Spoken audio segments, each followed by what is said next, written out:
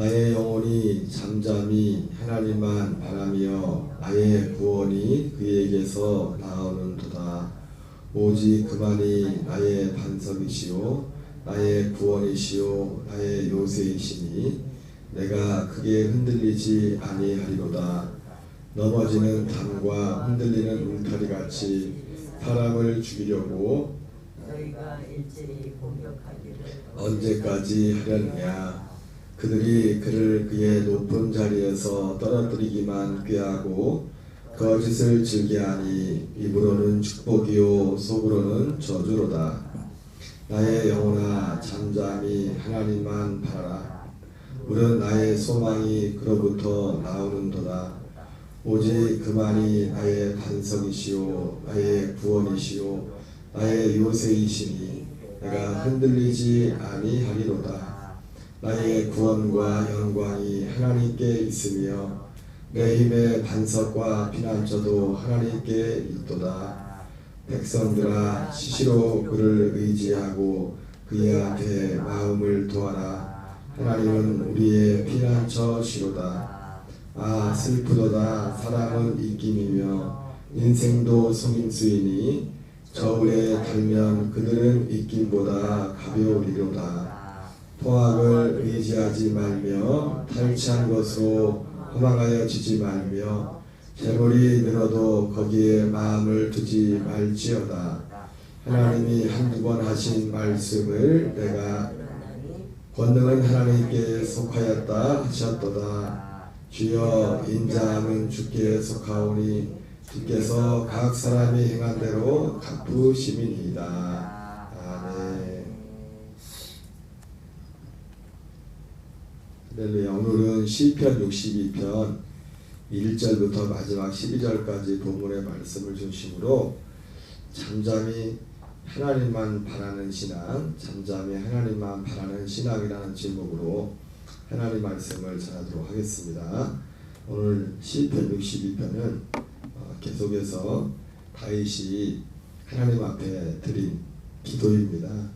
전에도 말씀을 드렸지만 공식적으로 다윗이 기록한 시라고 인정되는, 물론 그 외에도 뭐 다윗의 이름으로 되어 있지 않지만은 다윗이 기록한 것으로 추정되는 시들도 많이지만은 공식적으로 다윗이 기록된 시로 인정되는 시가 총 73편 정도가 있다고 했습니다. 그리고 그 총 73편의 시들 중에서 대부분의 시가 다윗의 고난의 시기에 한 10여 년 동안 20대부터 30세가 되는 그런 시기 동안 10년 동안 그 사울에게 쫓기는, 그리고 나중에 이제 유다를 벗어나서 이제 블레셋에서 시글락이라는 곳에 거처를 정하고 사울이 죽음을 맞이하는 그때까지 해서 한 10여 년 가까이 그 고난의 시간이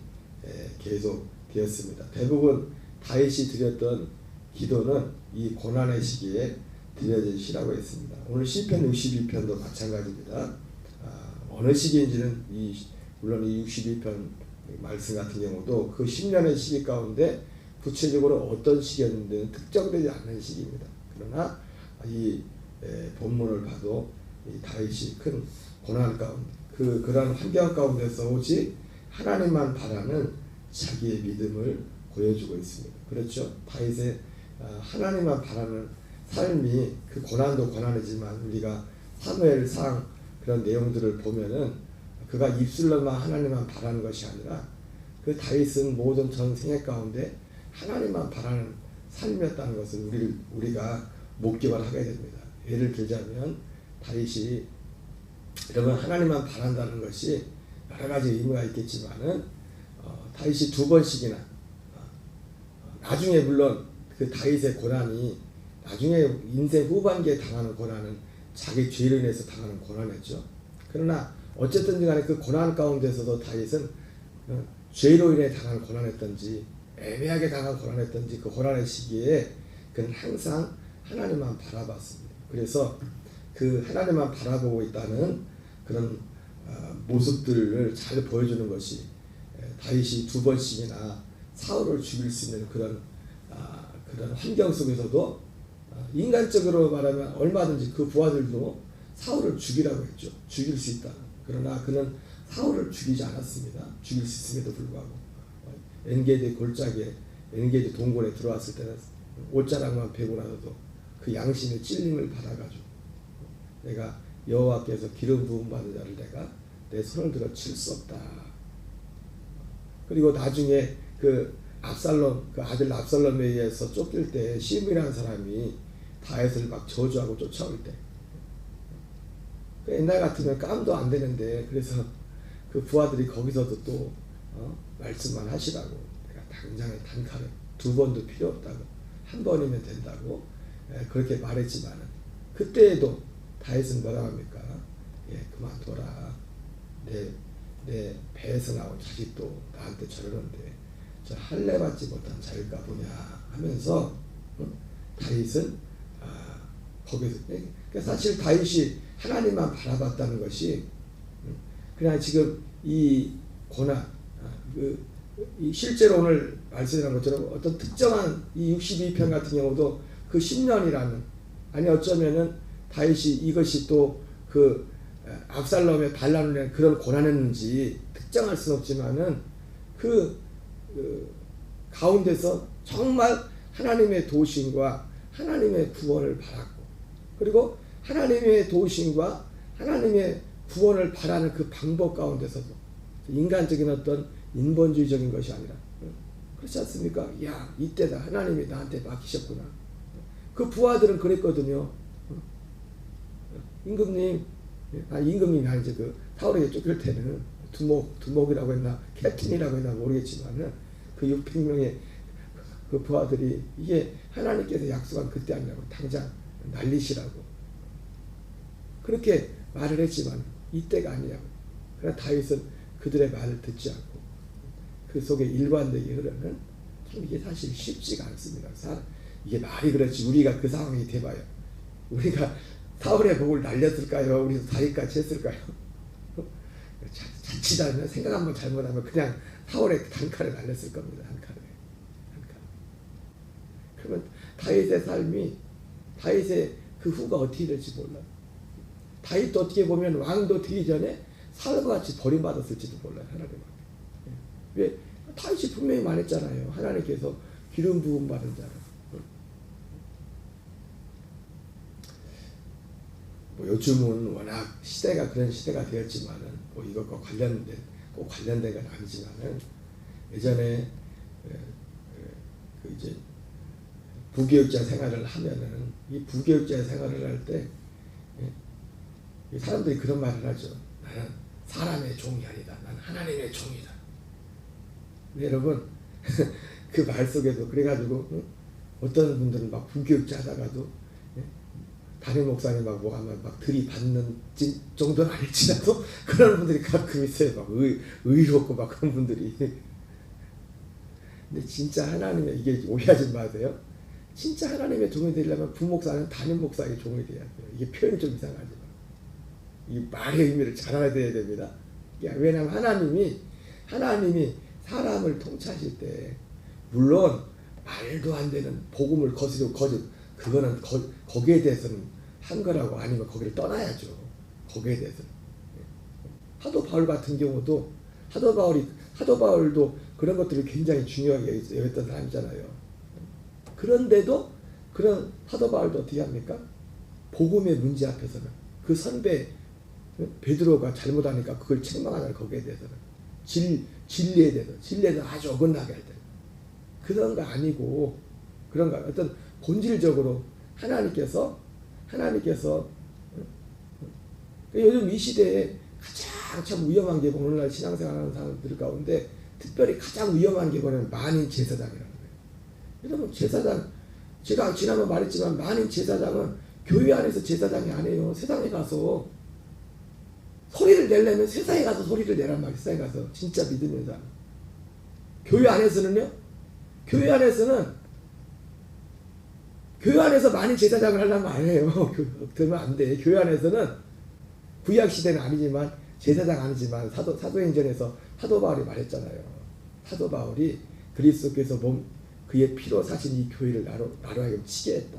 여러분들은 그 장로들, 그 신약에 나오는 장로들은 요즘 말하는 장로들하고 좀 다르다고 했어요. 개념이. 신약에서 나오는 장로들은 다 담임 목사에서 담임 목사를 그때는 장로라고 불렀다고. 장로라고. 그래서 베드로도 나와 함께 장로돼. 베드로도 자기를 장로라고 하잖아요. 담임 목회자를 그때는 어떤 목회자를 장로라고 불렀다고. 장로라고. 그래서 교회의 그 시대에 장로를 세우는 목적이 사실 엄밀한 의미에서 오늘날 부르는 그 장로의 의미하고 그때 장로의 의미하고 틀려요. 그래서 실제로 그 신약 시대의 평신도는 어디까지 굳이 평신도라고 한다면 집사밖에 안 됐잖아요. 그 집사의 의미가 굳이 따진다면 오늘날로 말하면 뭐 안수 집사쯤 되겠죠. 이거 할 시간은 아니지만 어쨌든 그 사도행전 20장에서 사도 바울이 그 에베소에 가지 못하고 에베소에 들릴 시간이 없어가지고 그 장로들을 청해가지고 그들에게 부탁한 거 그렇지 않습니까? 그러면서 자기 피로 사신 교회 우리를 교회를 위하여 감독자로 세웠다. 감독자. 여러분 정말 하나님 것이 바른 신앙생활하면 교회의 어떤 교회의 적을 분명히 둬야 되는데 하나님이 교회를 그냥 만든 게 아니에요. 교회 없이 하나님 기뻐하시는 신앙생활은 NO. 우리가 성경을 잘 모를 땐 저도 그렇게 생각할 때가 있어요. 그리고 성경을 잘 모를 때 그리고 교회에 처음 나와서 신앙생활 할 때는 그래서 살이 분별이 잘 안 되니까 이게 뭐가 맞는지 뭐가 틀리는지 그냥 당장 우리 소위 말하는 은사가 나타나고 능력이 나타나면 야 하나님이 저 사람을 제일 사랑하나 봐. 그래가지고 저희는 신앙생활을 교회를 먼저 간 게 아니라 기도를 먼저 가서 어떻게 보면 기도원의 영향을 없지 않아 많이 받았어요. 저희 어머님이 우리도 아무것도 모를 때 예수님 믿었으니까 저희 누님 일로 인해 가지고 이제 저희 가정이 1년 만에 다 교회를 나오게 됐지만은 교회를 먼저 간 게 아니라 기도원을 먼저 간. 기도원 원장님이 저희 이모님 누님 사적으로는 이모부 누님도 되기도 했지만은 그때 이제 권사님이셨는데 평신됐는데 어쨌든 15년인가 집에다 불상을 놓고 섬기다가 사도 바울처럼 막 거기 하나님이 몰라 나도 듣기만 했으니까 해가지고 천국지옥을 갔다고 해가지고 뭐 완전히 뒤집어져서 집에서 이제는 요즘 말하면 가정재단 비슷하게 세우고서 이제는 그 기도는 할 때였어요. 물론 그 권사님이 참 그래도 참 우리가 처음 예수님 믿었지만은 본인이 듣던 거 보면 가정재단에서 기도원 원장을 했지만 권사로서 그 성결교회 이제는 권사님이셨는데 교회를 정말 잘 섬겼어요. 제가 가서 보질 않지만은 제가 잠깐 갈 때마다 말씀하신 걸 들어보면 그 교회 섬기는 담임 목사님은 정말 끔찍하게 생각하고 그럼 어떻게 보면 근데 우리 누님 어머님은 항상 제가 자주 보지 않지만 가서 만나면 항상 하는 말이 뭐냐면 이 권사님은 다르대. 말씀하시니 다르대. 뭐가 다르다는 거예요? 아니 다른 일반 교회 목사님들이 그때 당시도 더군다나 그때는 일반 교회에서는 그런 것들을 많이 터부시하고 하지 않지만 소위 말하면 요즘은 뭐 성령사역도 많이 하고 뭐 많은 것들을 요즘은 많이 열려 있지 않습니까? 그때는 특히 장로교회 교단에 따라서 그게 뭐 잘은 모르겠지만 더군다나 교단의 색깔이 더 확실하게 알고 그래가지고 뭐 병을 고치거나 이런 것들을 안 했잖아요. 목사님들이 그냥 설교만 하고 이제 교회에서 그러니까 이제 근데 기도원에 가면은 그 원장님 막 기도하고 예언해주고 막 병도 고쳐주고 기준에 거기서 앞에서 보니까 우리 어머님이 이제 신앙생활 어머님이 볼 때 다르대. 달라도 뭐가 다르대. 저는 그러지만 근데 참 그때부터 그런 건 있었던 것 같아요. 제가 그래서 어머님한테 저도 뭐 어머님이랑 저나 지금 신앙이라는 걸 접하고 이제 1년도 안 됐는데 근데도 그때 제가 어머님한테 그래요. 너무 그러지 말라고. 똑같다고. 그런 얘기를 했지만은 항상 했던 그 원장님이 그래서 참 제가 방금도 말씀드렸지만은 그런 가운데서도 그분이 재단에서 하나님 은사 줘 사명 줘서 그걸 했지만은 항상 보면은 교회 중심, 담임 목사님 중심. 그게 어떤 면에서도 저에게도 굉장한 처음 신앙을 접할 때 영향을 준 것 같아요. 여러분 옛날 같으면은 이상하게 가다 간 사람들이 많거든요. 담임 목사도 안 보여, 뭐도 안 보여. 저희가 막 그러다 담임 목사가 모쪼는 귀신을 내쫓고 담임 목사가 보다는 뭐 이런 것들을 하니까. 근데 그 권사님 그게 분명했어. 그게 분명했어. 성경에도 보니까 그게 그렇게 돼 있더라고요. 그 질서가 은사와 능력과 그보다 더 위에 있는 것이 하나님이 세우신.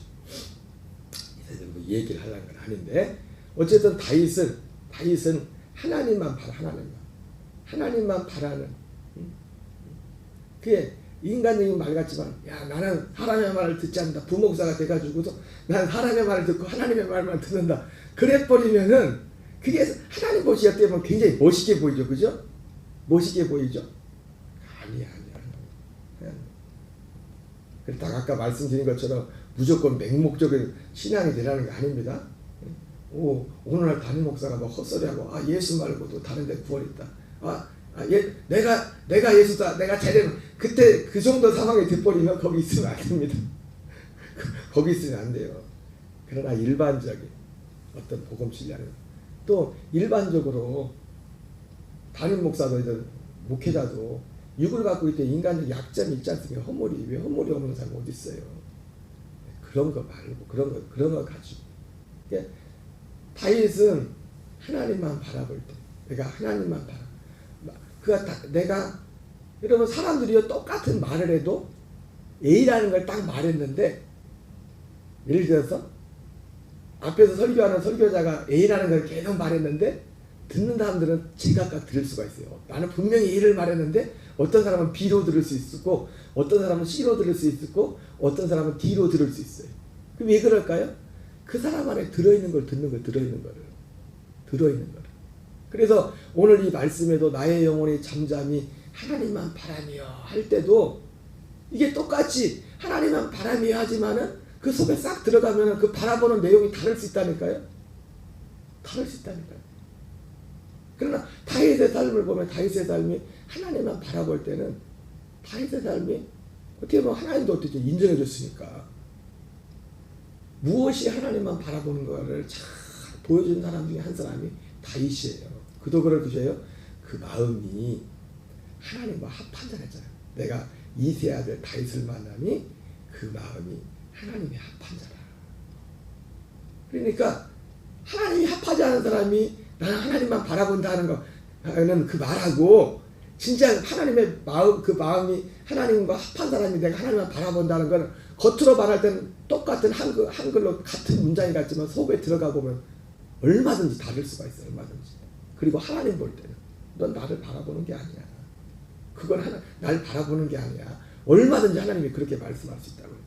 그러나 우리가 다윗이라는 사람을 보면서 그래서 물론 구약 성도지만 우리는 사실은 구약 성도의 지금 다윗이 바라봤던 그 하나님보다 더 놀라운 하나님을 바라보는 시대에 살고 있습니다.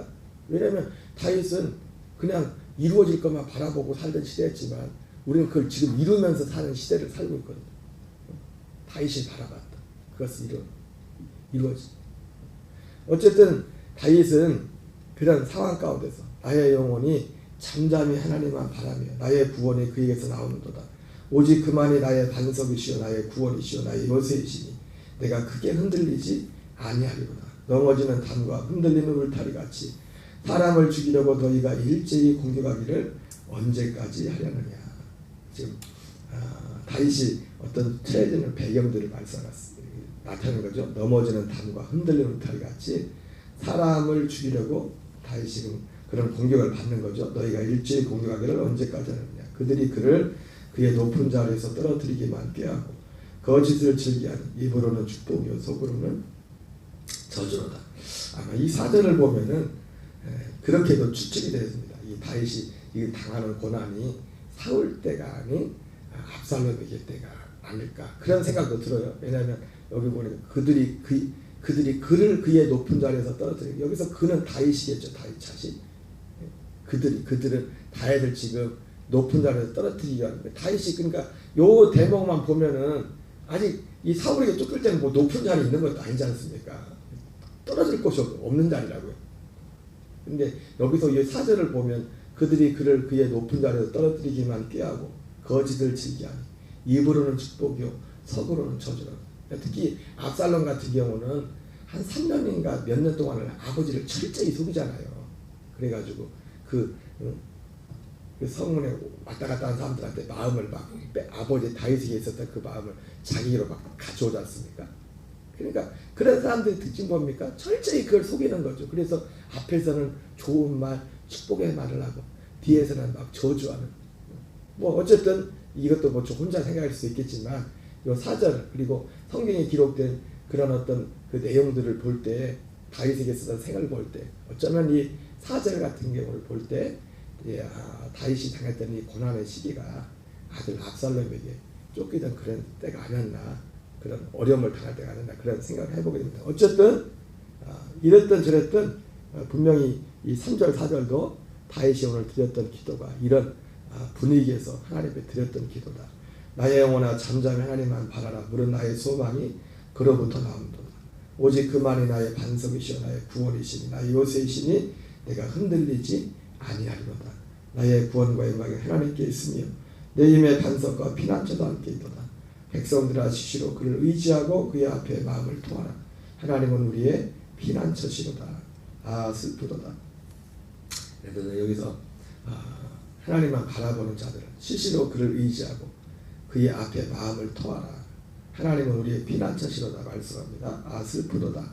사랑은 입김이며 인생도 속임수이니 저울에 달면 그들은 속히 입김보다 가벼르다. 포악을 의지하지 말며 탈취한 것으로 허망하지 말며 재물이 늘어도 거기에 마음을 두지 말지어다. 여기 8절을 볼 때 하나님이 시시로 그를 의지하고 그의 앞에 마음을 토하라 이렇게 말씀하고 있는데 그분 앞에 마음을 토하는 그런 내용이 토한다는 게 뭘까를 보여주는 게 바로 9절 이하 같습니다. 그의 앞에 마음을 토한다는 게 무엇을 마음을 토하나. 그리고 이 9절을 보면서 이 8절을 보면서 그의 앞에 시시로 at all time 항상 시시로하는 말이 항상이죠. 그를 의지하고 그의 앞에 마음을 토하라.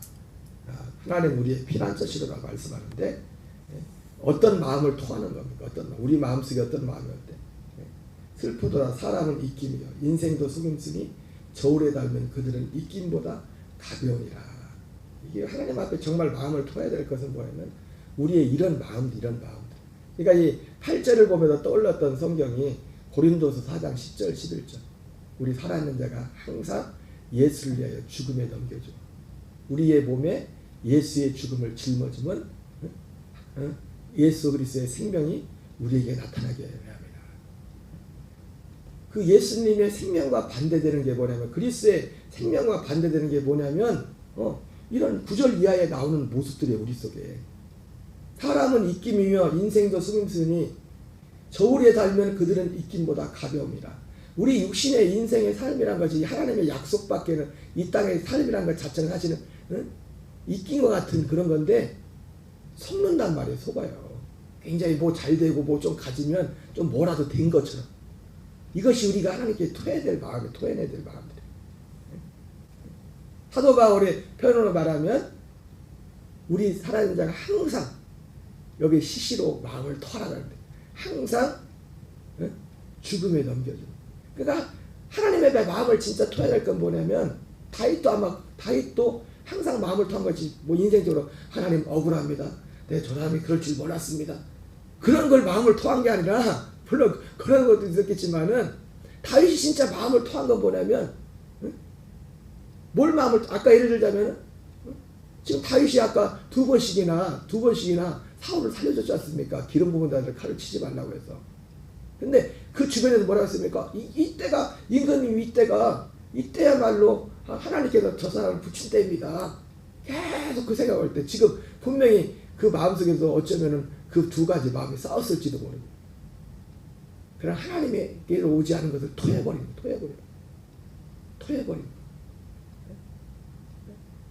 여러분 제가 언젠가 그런 말씀했죠. 하나님은 예수님이 재림할 때 그 요한계시록에 우리의 눈에서 모든 눈물을 지어야 될 거야. 근데 그 모든 눈물이요, 그 모든 눈물이 우리가 생각하는 그런 눈물도 눈물 나름이에요. 눈물 나름, 눈물 나름, 눈물 나름.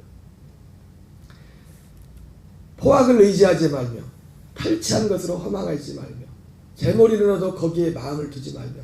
이런 마음들, 뭐 예를 들자면 이런 하나님께로부터 자는 이런 마음들을 토해버리는 것이 올 때마다 계속 토해버리는.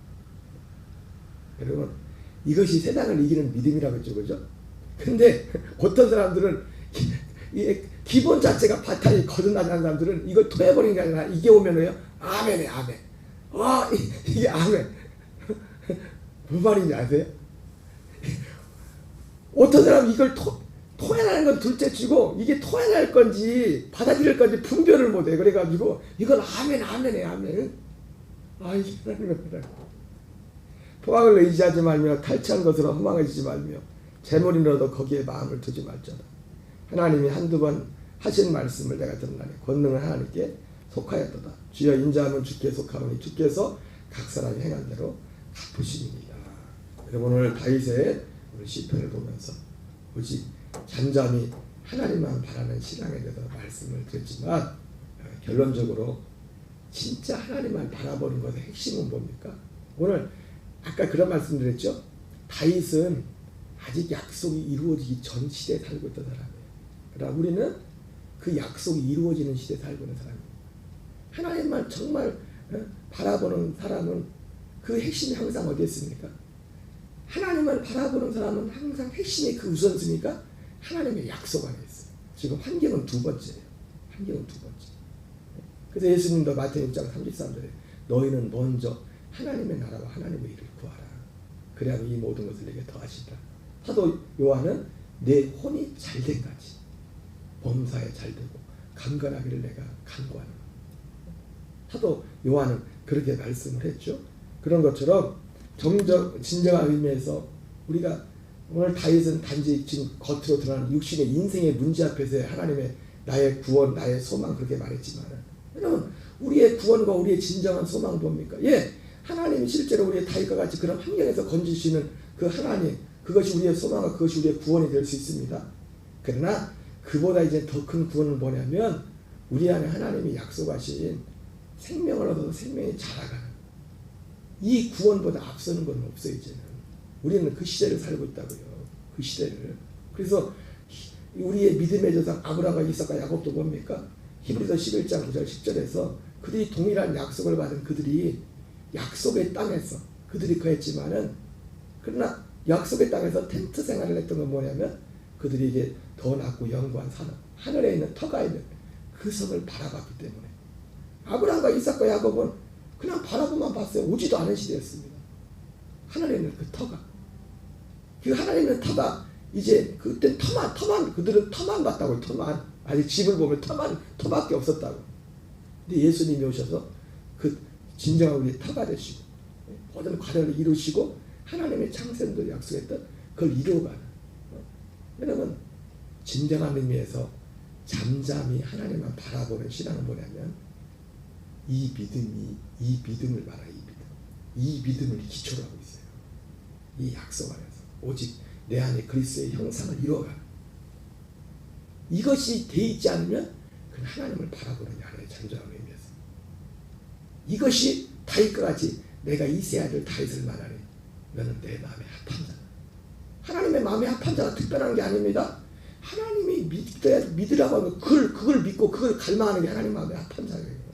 왜? 하나님이 이걸 하려고 창세전부터 계획한 게 이건데. 여러분, 오늘 한날도 우리가 이 인식 가운데 승리하는, 그리고 이 인식 가운데 할 때 하나님이 우리 또 담대하게 하나님께 갈 수 있는 것을 이 땅의 것을 주님이 더하시겠다고 말씀했습니다.